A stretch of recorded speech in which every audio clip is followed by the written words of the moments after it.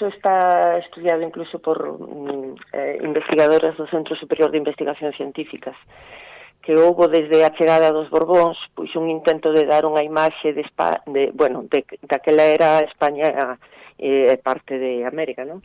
De dar unha imaxe moderna, como moi depurada, entón este foi utilizar o traxe do pobo foi un dos instrumentos para dar esa imaxe de pobo adelantado e educado e pulcro, non?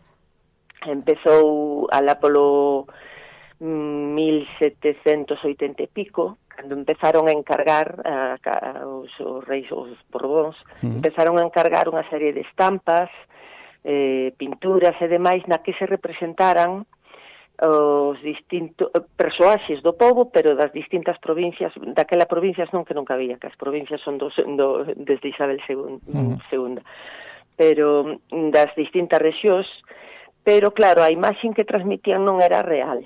Claro. Sin embargo, esa imaxe desas postais, desas pinturas, sí que foi, digamos, utilizada, sobre todo pola aristocracia, as clases sociais máis empoderadas, para as súas festas de disfraces e nos teatros e na zarzuela. Entonces, esa imaxe ao final é a que pasa de rebote de novo ao pobo.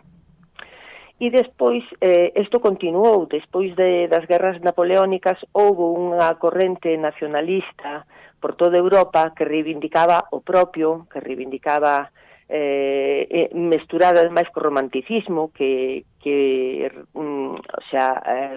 digamos que enaltece todo o que é o natural, o campo encontrado da ciudad, o sea, se miraba o urbano como epítome dos vicios e o campo como todo virtudes, non? Entón, por aí volvese a facer encargos de cuadros e postais que enaltezcan o pobo. E volvemos a facer figuracións, non a representar o que realmente había.